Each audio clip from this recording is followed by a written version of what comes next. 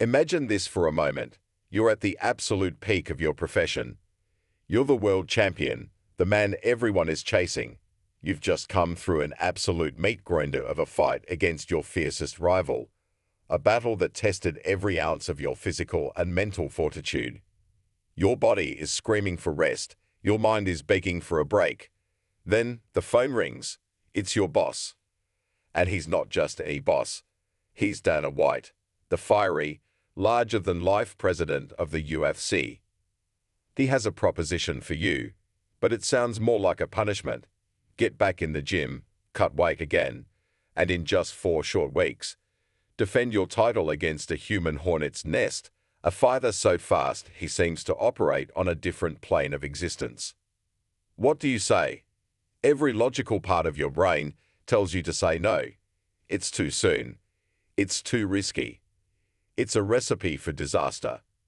This was the exact position Dominic, the Dominator Cruz, found himself in back in 2011.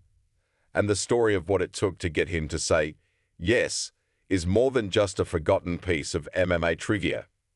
It's a fascinating glimpse into the high-stakes world of the UFC, the complex character of Dana White, and a decision that would unknowingly set the stage for one of the most legendary careers in the history of the sport. The price for his compliance? Not just a bigger paycheck, but a 530 horsepower, all-wheel drive Japanese monster, a Nissan GTR. To truly understand the weight of this moment, we have to rewind the clock to 2011. The UFC was on the precipice of a seismic shift. After years on Spike TV and Versus, the promotion had inked a revolutionary, game-changing broadcast deal with Fox. It was the move that would rocket mixed martial arts from a niche combat sport into the mainstream American consciousness. But before that new era could begin, there was one last show to do on the old network, UFC on Versus 6. It needed to go out with a bang. The man they needed to provide the fireworks was Dominic Cruz. As the UFC's inaugural bantamweight champion, Cruz was a puzzle that no one could solve. With his bewildering footwork, herky-jerky movement, and brilliant fight IQ, he was a ghost in the machine, a champion unlike any other. He had just come off a grueling 5-round war with his arch-nemesis, Uriah Faber, a fight that was as emotionally draining as it was physically punishing. He was, by all accounts, spent. The challenger in Dana White's crosshairs was a young, electrifying talent named Demetrius Mighty Mouse Johnson. At the time, Johnson was a top contender at bantamweight, renowned for his blinding speed and seamless transitions between striking and wrestling. He was a stylistic nightmare for anyone, let alone a weary champion with only a month to prepare. Cruz knew the danger. He knew the monumental risk of accepting such a fight on such short notice. So he hesitated. This is where the story pivots from a simple fight booking to a legend of UFC lore. Dana White needed his main event. He needed his champion.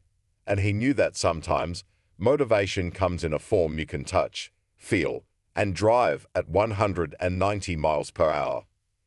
In a recent conversation on Demetrius Johnson's own YouTube channel, the story finally came to light in a beautifully candid exchange between the two former rivals. "I remember I fought you, and Dana gave me a GTR for that fight, right?" Cruz casually mentioned to Johnson a decade after the fact. The reaction from Mighty Mouse was pure, unadulterated shock. "Yeah, what the f? I never got nothing," he shot back, a mix of laughter and disbelief in his voice. Cruz explained the context, the memory as vivid as if it were yesterday. "Yeah, I got lucky," he admitted. "But I had to fight you on 1 month's notice after fighting Uriah Faber back-to-back on Versus that no one was gonna watch. And they're like, all right, we'll give you a GTR if you do this. And it was a hard fight to go back-to-back against you."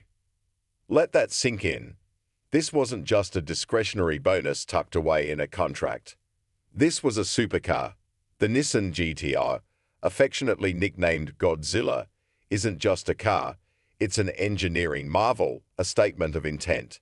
It was a tangible, high-octane trophy handed to him before the fight even happened. It was Dana White's way of saying, "I know this is a crazy ask, so here's a crazy incentive." With the keys to a modern legend in his pocket, Cruz accepted the fight. On October 1, 2011, he stepped into the cage and did what he did best. He dominated. For 5 rounds, he used his unique rhythm and masterful grappling to neutralize Johnson's explosive speed, earning a clear-cut unanimous decision.